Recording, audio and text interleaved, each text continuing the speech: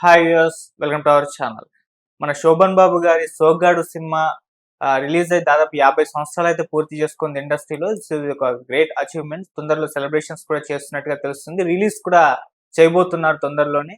So మరి సోగ్గాడు cinema 50 సంవత్సరాలు పూర్తి చేసుకున్న నేపథ్యంలో ఈ సినిమా విశేషాలు ఒక్కసారి మనకు తెలియజేయడానికి ప్రస్తుతం మనతో పాటు గాయకులు, రచయిత, డైరెక్టర్ అయిన కనగాల జయకుమార్ గారు వచ్చేసారు. ఒకసారి ఆయన మాటల్లో సోగ్గాడు సినిమా విశేషాలను తెలుసుకునే ప్రయత్నం చేద్దాం. సో నమస్కారం సార్. నమస్తే సార్. 50 సంవత్సరాలు పూర్తి చేసుకుంది సోగ్గాడు సినిమా. సో మరి ఈ సినిమా అప్పట్లో ఒక సెన్సేషన్ క్రియేట్ చేసింది. ఒక విశేషాలు ఒకసారి చెప్తారు. సోగ్గాడు శోభన్ బాబు గారు, సార్థక నామధేయుడు, పక్కన ఇద్దరు హీరోయిన్లు ఉండాలి. సోగ్గాడు కదా కాబట్టి ఇద్దరు హీరోయిన్లు ఉండాలి. దీనికి మరో సోగ్గాడు నిర్మాత ఎవరు?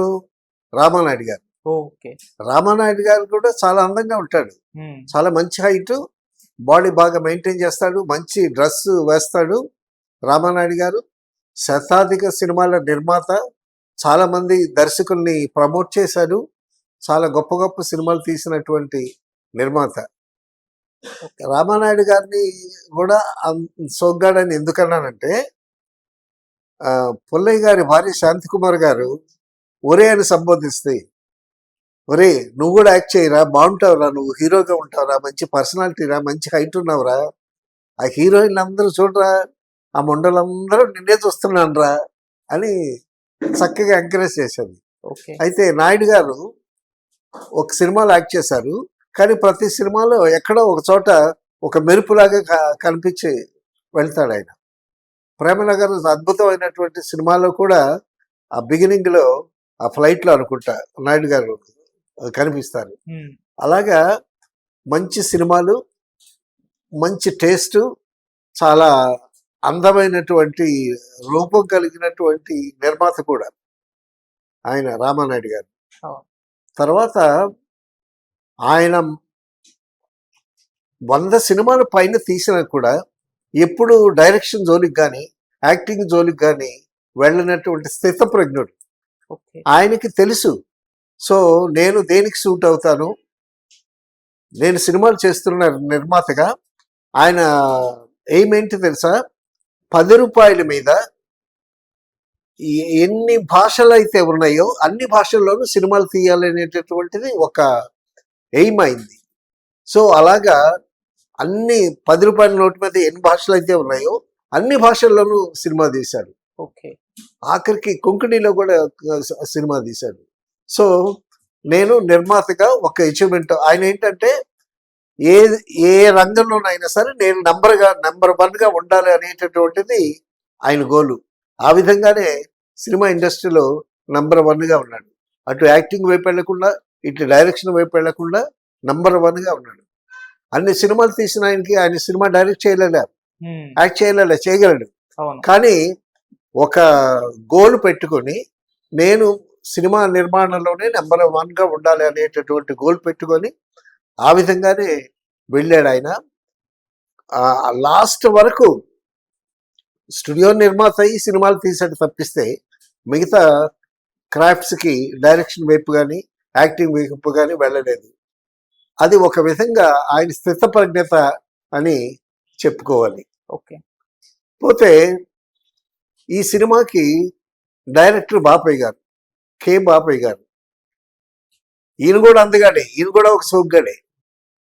ఎలా సోగ్గాడంటే, కె విశ్వనాథ్, మా గురుగారు కె విశ్వనాథ్ గారి లాగా కాకి డ్రెస్ ఇన్సర్ట్ చేస్తాడు.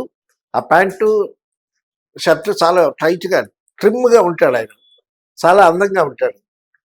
అద్దంగాని కనిపిస్తే అద్దాన్ని గబుక్కుని వదిలిపెట్టాడు. ఆయన ఇలా ఇలా ఇలా ఇలా అనుకుంటాడు. చాలా అద్భుతంగా తీశాడు సినిమా. ఆయన కెఎస్ ప్రకాశరావు గారి కొడుకు అవుతాడు. కెఎస్ ప్రకాశరావు గారి కొడుకు. కెఎస్ ప్రకాశరావు గారు కూడా అందగాడే. ఆయన పాత సినిమాల్లో హీరోగా చేశాడు. కెఎస్ ప్రకాశరావు అంటే రాఘవేంద్రరావు బాపయ్య గారి ఫాదర్ అనమాట. ఆయన హీరోగా చేశాడు, తర్వాత డైరెక్టర్గా మారాడు. ఈ బాపయ్య గారితో నేను అగ్నిపూల్ అనే సినిమా, రామానాయుడు గారు సినిమా ఒకటి చేశాను. చాలా టేస్ట్ ఉన్నటువంటి ప్రొడ్యూసరు ఆయన. ఎంత పద్ధతి అయిన వాళ్ళంటే అశ్విని దత్తి గారు సినిమాలు తీద్దామని ఇండస్ట్రీకి వచ్చేటప్పుడు రామారావు గారిని కలిసినప్పుడు అప్పుడు రామారావు గారు అశ్విని దత్తి గారిని బాపయ్య గారికి అప్పచెప్పాడు. ఈయన సినిమాలు తీస్తానంటున్నాడు, కుర్రవాడు జాగ్రత్తగా చూసుకోండి, అతన్ని గైడ్ చేయండి అని. అంటే అంత పద్ధతి అయినవాడు, అంత నమ్మకమైన వాడు, అంత సిన్సియర్గా ఉంటాడు బాపయ్య గారు. తర్వాత బాపయ్య గారు ఎంత సక్సెస్ఫుల్ డైరెక్టర్ అంటే తెలుగులో సోగ్గాడ్ లాంటి అద్భుతమైన సినిమా డైరెక్ట్ చేశాడు. ఇంకా మిగతా సినిమాలు కూడా ఆయన సక్సెస్ అయినవి. తెలుగులో సక్సెస్ అయిన సినిమాలన్నీ హిందీలో తీశాడు ఆయన. ఓకే. హిందీలో చాలా అద్భుతంగా తీశాడు. అసలు హిందీలో చాలా మంచి మార్కెట్ వచ్చింది ఆయనకి. అసలు 2 సంవత్సరాలు బాంబే నుంచి మెడ్రాస్ రాలేదు ఆయన, అంత బిజీగా ఉన్నాడు.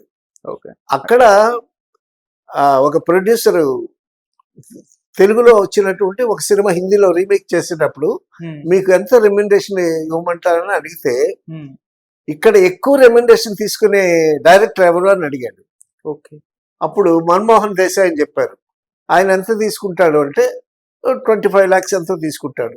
దాని మీద 1 lakh రూపాయలు ఎక్కువేసి నాకు ఇవ్వండి అన్నాడు. అంత గట్స్ ఉన్న డైరెక్టర్. తర్వాత మంచి టేస్ట్, అందమైన హీరోయిన్లు ఉండాలి, అందమైన లొకేషన్స్ ఉండాలి, ఆయన చుట్టూ ఉండే అసిస్టెంట్ డైరెక్టర్స్ కానీ వాళ్ళు కూడా చాలా ట్రిమ్గా బాగుండాలి.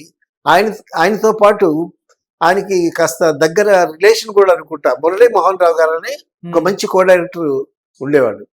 ఆయన హిందీ సినిమాలు తీసేటప్పుడు మురళీ మోహన్ రావు గారు ఈయనతో పాటు బాంబే వెళ్ళేటప్పుడు అప్పుడు ఇక్కడ రామానాయుడు గారి ఆఫీస్లో ఎవరైనా ఒక మంచి తెలుగు మీద కమాండ్ ఉన్న కో డైరెక్టర్, అప్పుడు అసోసియేట్ అనేవాళ్ళు, అసోసియేట్ కావాలి అని అంటే అప్పుడు నన్ను అక్కడ సజెస్ట్ చేస్తే నేను రామానాయుడు గారి దగ్గరికి వెళ్ళి అగ్నిపుల్లు సినిమా చేశాను. దానికి బాపయ్య గారే డైరెక్టర్, రామానాయుడు గారి నిర్మాత. ఈయన most successful director in Hindi films. అక్కడ 2 సంవత్సరాల నుండి మెడ్రాస్ వచ్చాడు ఆయన. తెలుగులో సినిమాలు తీసి హిట్స్ కొట్టి వాటిని హిందీలో మళ్ళీ వాటిని హిందీలో తీశాడు. పాతాళభైరవి తీశాడు, పాతాళభైరవి హిందీలో తీశాడు. సో అద్భుతంగా ఆడింది. సో మన తెలుగు డైరెక్టర్ అయ్యుండి హిందీలో జెండా ఎగరేశాడు బాపయ్య గారు. తర్వాత ఆయన సిగరెట్ కానీ వేరే వ్యసనాలు కానీ ఏమీ లేవు. చాలా మంచివాడు, మంచి టేస్ట్ ఉన్నవాడు, ఈజ్ అ నైస్ జెంట్లమన్. తర్వాత మంచి డైరెక్టర్ అవటం ఈజీ, మంచి వ్యక్తిత్వం కలిగి ఉండటం అనేటటువంటిది గొప్ప విషయం కదా. పోతే ఈయన దగ్గర ఇంత చిన్న జోక్ ఏంటంటే బాంబే నుంచి మెడ్రాస్ తిరిగి వచ్చి 2 yearsకి వచ్చాడంట. వచ్చి ఎయిర్పోర్ట్ నుంచి ఎయిర్పోర్ట్లో కార్ వచ్చింది. కార్ వచ్చి ఆయన ఉండేటటువంటి ఏరియాకి వెళ్ళింది. డ్రైవర్ని అడిగాడంట, మా ఇల్లు ఎక్కడయ్యా అని. డ్రైవర్ అడిగాడు, మీ ఇల్లు ఎక్కడండి అని. నీకు తెలీదా అని అన్నాడు. అంటే నాకు తెలియదు సార్ అన్నాడు. చూడవయ్యా ఎక్కడ ఉంటుంది మా ఇల్లు అని అన్నాడు. లేదు నాకు తెలియదు సార్ అన్నాడు. అప్పుడు బాపయ్య గారు కైకాల సత్యనారాయణ గారికి ఫోన్ చేసి, సత్యనారాయణ మా ఇల్లు ఎక్కడ అని అడిగితే అప్పుడు ఆయన చెబితే అప్పుడు ఆ డ్రైవర్ అటు తీసుకెళ్ళాడు అనమాట. అంత బిజీగా ఉండి 2 సంవత్సరాల తర్వాత బాంబే నుంచి ఇంటికి తిరిగి వచ్చాడు. చాలా ఆయనతో వర్క్ చేయటం చాలా చాలా ప్రెజెంట్గా, చాలా హ్యాపీగా ఉంటుంది. తర్వాత చాలా షూటింగ్ కూడా చాలా కామ్గా, చాలా ప్లెజెంట్గా, చాలా పద్ధతిగా జరుగుద్ది బాపయ్య గారి షూటింగ్. మంచి టేస్ట్ ఉన్నవాడు. పోతే ఈ సినిమాకి Modukuri Johnson writer. Modukuri Johnson అని ఆయన ఒక లాయర్, గుంటూరు ఏసీ కాలేజీలో చదువుకున్నాడు. ఆయన మంచి గాయకుడు, చాలా బాగా పాడతాడు. ఆయన ఆదిత్య సుబ్బారావు గారు, అక్కినే నాగేశ్వరరావు గారు చక్రవర్తి చిత్ర అనే ఒక సంస్థ పెట్టి ఒక మంచి సినిమాలు తీద్దామనేటటువంటి ఆశయంతో ఒక ప్రాజెక్ట్ తయారు చేశారు. దాంతో సుడిగుండాలని, మరో ప్రపంచం అని 2 సినిమాలు తీశారు. అంటే మామూలు కమర్షియల్ సినిమాలు ఇవన్నీ కాకుండా, కమర్షియల్ కాకుండా ఒక మెసేజ్ ఓరియంటెడ్ ఫిల్మ్ ఏదన్నా మంచిది చేయాలనేటటువంటి ఉద్దేశంతో నాగేశ్వరరావు గారు, ఆదిరి సుబ్బారావు కలిసి ఆ బ్యానర్ పెట్టారన్నమాట, చక్రవర్తి చిత్రాన్ని. ఓకే. అందులో సుడిగుండాలు అనే సినిమా, మరో ప్రపంచం అనే సినిమా పెట్టారు.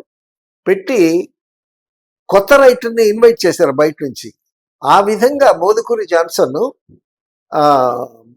ఆ రెండిట్లో ఏదో ఒక సినిమాకి రైటర్గా వచ్చాడనమాట. ఆ విధంగా ఎంట్రీ అయిన తర్వాత ఈయన చాలా అద్భుతంగా పాడతాడు. అసలు గాయకుడు అవుదాం అనుకున్నారు ఇండస్ట్రీలో. జాషువా గారి పద్యాలు అద్భుతంగా పాడేవాడు.